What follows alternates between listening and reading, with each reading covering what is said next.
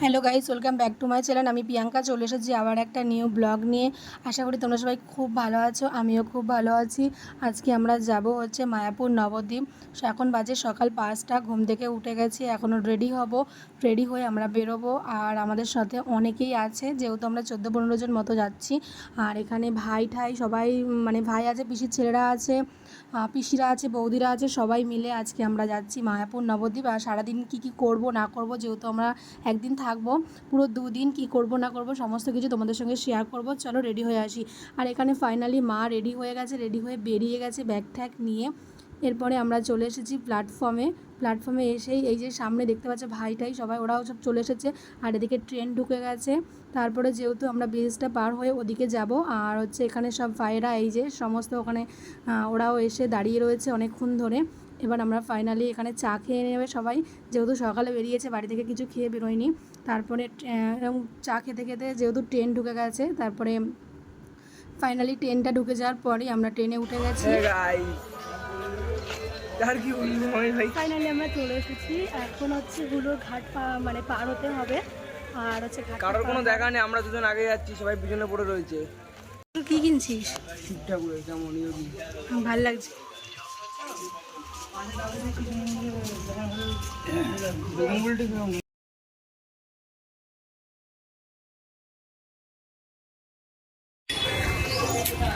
এই যে আমি ব্যাগ নিয়ে এখানে দাঁড়িয়ে রয়েছি, সামনে ঘাট, টিকিট নেই বলে উঠতে পারছি না, কি অবস্থা গাইস।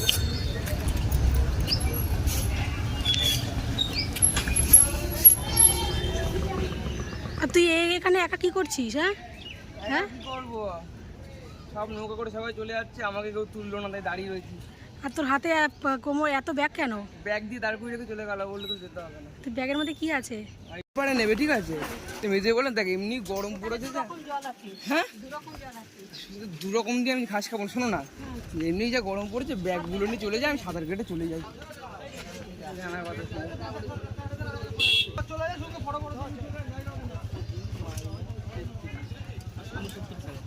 এই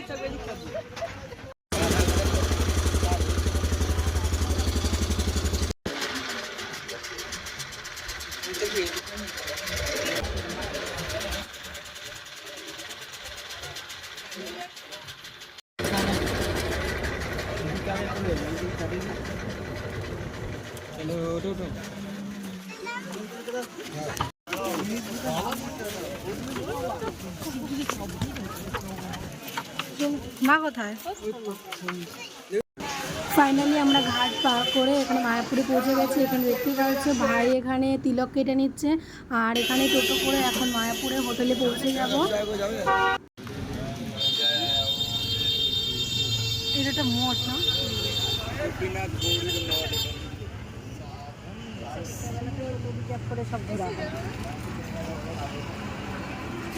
তারপরে টোটো থেকে নেমে আমরা এই যে হোটেলে আমরা থাকবো, যেহেতু মায়াপুর নবদ্বীপ 2 দিন থাকবো, সেই কারণে হোটেল নিতে হয়েছে। এই যে ফাইনালি হোটেল নিয়ে হোটেলের ভিতরে ঢুকে গেছি সবাই মিলে। আর এখানে ভাইরা প্রচণ্ড আড্ডা মারছে এসে। তারপরে আমরা এখন ফ্রেশ হয়ে রেডি হয়ে তারপরে খাওয়া দাওয়া করে তারপরে আমরা এখন যাব মায়াপুরে মন্দিরে।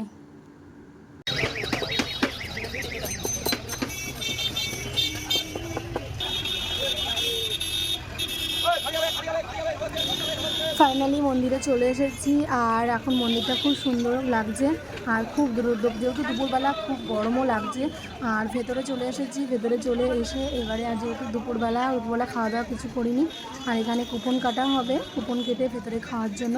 ফার্স্টে আমরা কুপনটা কেটে নেব ওখান থেকে, যেহেতু 12টা বেজে গেছে, 2টো পর্যন্ত কুপন দেওয়া হবে, তারপরে তো কুপন পাওয়া যাবে না। সেই কারণে আমরা এখানে ওয়েট করছি, ভাই ওরা গেছে কুপন কাটার জন্য।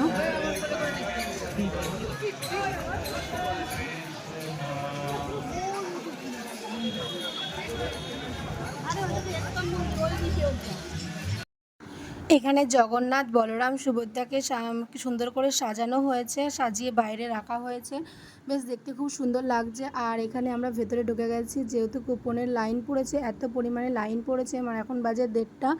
চলো কুপনে এখন লাইন দিয়ে ভেতরে এখন ঢোকা হবে। অনেকক্ষণ লাইন দেওয়ার পরে তারপরে আমরা ফাইনালি এখন ঢুকে গেছি খাবারের ভিতরে। আর এখানে এসেই দেখছি লাইন দিয়ে তারপরে প্লেট নিতে হবে। আর খাবারের ব্যবস্থা আছে এখানে ভাত, রুটি, পনিরের তরকারি, ডাল, পায়েস, বেগুনি, সব রকমের খাবারই দেখলাম ওখানে রয়েছে। আর যেহেতু ওপরে নিচে দুরকমভাবেই বসার জায়গা আছে, তারপরে যেহেতু খাওয়া দাওয়া হয়ে যাওয়ার পরে তারপরে আমরা ফাইনালি এর ভিতরে বাইরে বেরিয়ে এসে এবার আমরা পুরো মঠটা ঘুরবো। আর এখানে গরুর গোয়ালে একটু আসলাম, এসে একটু ঘুরলাম। আর তারপরে যেহেতু ফাইনালি এখন বিকেল হয়ে গেছে, আর বিকেলটা খুব ভালোই লাগছে। আর যেহেতু এখন খুব একটা রোদ্দুর নেই আর একটু হাওয়াও দিচ্ছে, বেশ ভালোই লাগছে। আর আমাদের খাওয়া দাওয়া কমপ্লিট। আর এখন আমরা সবাই মিলে একটু ঘুরবো, ফটো তুলবো। তারপরে সন্ধেবেলা যেহেতু ওখানে কীর্তন হবে, ইসকনের কীর্তনটা হচ্ছে খুবই সুন্দর হয়। তারপরে ওখানে কীর্তন শুনতে যাব। আর এটা হচ্ছে বাইরে, যেহেতু ভেতরের দিকটা তো ফটো তোলা যাবে না, আর ফটো তোলাও যাবে না, আর ফোন নিয়ে যাওয়া যাবে না। এটা হচ্ছে বাইরে, কীর্তনটা হচ্ছে খুবই সুন্দর। প্রচুর লোকজনও নাচানাচি করছে এবং সাধারণ মানুষরাও এদের সাথে নাচছে। তারপরে আমরা ইসকনের মন্দিরে চলে গেলাম। আর যেহেতু ওখানে কীর্তন হচ্ছে, কীর্তনটা তো দেখা হয়ে যাওয়ার পরে আমরা বাইরে বেরিয়ে চলে আসলাম। এসেই দেখতে পাচ্ছ এখানে সবাই খাওয়া দাওয়া করছে ভাইয়েরা। কারণ যেহেতু ফুচকা ঘুগনি সবাই এখানে সন্ধে হয়ে গেছে, সন্ধেতে খাওয়া দাওয়া করছে। তারপরে আমরা যেহেতু 10টা বেজে গেছে, তারপরে আমরা রুমে ফিরে যাব। এখানে এই শাড়িটা ভালো লেগেছে, শাড়িটা নিয়ে নিলাম। তারপরে আমরা রাত্রে ডিনার করে আমরা ফাইনালি রুমে ফিরে গিয়ে এবার আমরা শোবো। দিনকে সকালবেলা আমরা রুম ছেড়ে দিয়ে এসে এবার আমরা এখন যাব মায়াপুর থেকে নবদ্বীপ। ফাইনালি আমরা নবদ্বীপে হচ্ছে লঞ্চে উঠে গেছি, যেহেতু মায়াপুর থেকে লঞ্চে করে পার হয়ে নবদ্বীপে যাব। আর এখানে খুব সুন্দর লাগছে। আর এখানে সবাই দাঁড়িয়ে রয়েছে, ফটো তুলছে, সেলফি তুলছে আর ভিডিও করছে। আর এখানে সব ভাইয়েরাও রয়েছে। আর এটা পার হয়ে আমরা যাব হচ্ছে নবদ্বীপে। আর নবদ্বীপে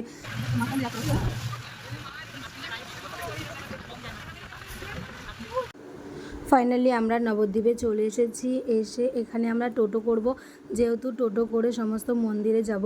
আর এখানে অনেক মন্দির আছে, এবার যেহেতু সব মন্দিরে তো হেঁটে যাওয়া যাবে না, তার জন্য আমরা টোটো বুক করেছি। এখানে 3-4টে টোটো নেওয়া হয়েছে। এবার টোটো করে এখানে 7 থেকে 8খানা মন্দির রয়েছে। ফাইনালি আমরা এখানে চলে এসেছি চৈতন্যদেবের মন্দিরে। এসে আমরা ভেতরে ঢুকে গেছি। আর এখানে টিকিট মাত্র 10 টাকা। তারপরে ভেতরটা যেহেতু ফটো তোলা যাবে না, তার জন্য ভেতরে সম্পূর্ণ কিছু দেখানো গেল না। তারপরে চলে এসেছি চৈতন্যদেবের মন্দিরে। আর এখানে এটা হচ্ছে নিমাইয়ের মন্দির, নিম গাছের তলায় থাকে, তার জন্য এটা নিমাইয়ের জন্মস্থান। আর এখানে চারিদিকটা খুব সুন্দর, বেশ ভালোই লাগছে। আর এখানে সবাই হনুমানকে ওখানে বিস্কুট দিচ্ছে, নানা রকমের খাবার দিচ্ছে, বাচ্চাটাও দিচ্ছে। সবাই এখানে এক এক করে আমাদের হনুমানকে দিচ্ছে, আর হনুমানদেরও সুন্দর করে খাচ্ছে। আর এখানে দেখো গোপালগুলোকে কত সুন্দর লাগছে গোপালগুলো। তারপরে চলে এসেছি একটা গুহা, আর গুহার ভেতর দিয়ে বেশ খুব সুন্দর লাগছে। আর চারিদিক থেকে ঝর্ণার জল পড়ছে আর ভেতরটা হচ্ছে গুহা টাইপের রয়েছে। আর পিছনে হয়েছে চৈতন্যদেব রয়েছে। আর এখানে যেহেতু গোপালের সমস্ত কিছু কাহিনীও ওখানে রয়েছে, যেহেতু গোপাল ননি চুরি করছে, তারপরে শিব ঠাকুরের মাথার উপর দিয়ে জল পড়ছে। আর ভেতরটা ছিল খুবই অন্ধকার ও খুব সাথে চারিদিক দিয়ে জল জল মতো পড়ছে। যাই হোক, ভেতরটা খুব ভালোই লাগছিল। তারপরে পুরো জায়গাটা বেশ পার্কের মতনই লাগছে। আর চারিদিকটা বেশ ঝাউ গাছ দিয়ে ঘেরা, আর পুরোটা বেশ সুন্দর লাগছে। আর চারিদিকে নানা রকমের কাহিনী, এখানে শ্রীকৃষ্ণের রাসলীলা হচ্ছে, তারপরে হচ্ছে শ্রীকৃষ্ণের কীর্তন হচ্ছে, নানা রকমের কাহিনী এক এক করে দেওয়া হয়েছে। তারপরে চলে এসেছি গোপালের এখানে গোপালকে দোল খাওয়ানো হচ্ছে। তারপরে সমস্ত ঘোরা কমপ্লিট হয়ে গেছে আমাদের নবদ্বীপ থেকে এবার আমরা লঞ্চে করে আবার ফিরে আসব হচ্ছে মায়াপুরে। এখানে লঞ্চে উঠে গেছি, তারপরে লঞ্চে করে আমরা ফিরে এসেছি মায়াপুরে। এবার এখান থেকে আমরা চলে এসেছি প্ল্যাটফর্ম থেকে আমরা এখন চলে আসব বাড়িতে। ফাইনালি আমাদের ঘোরা কমপ্লিট, আমরা বাড়ি ফিরে এসেছি। আর আমার ভিডিওটা যদি ভালো লাগে লাইক কমেন্ট শেয়ার করতে প্লিজ ভুলো না। আর খুব তাড়াতাড়ি আমি আবার নেক্সট ব্লগ নিয়ে ফিরে আসবো। আর তোমরা সবাই খুব খুব খুব ভালো থেকো। আর আমার চ্যানেলটিকে প্লিজ প্লিজ প্লিজ সাবস্ক্রাইব করে দিও। By friend.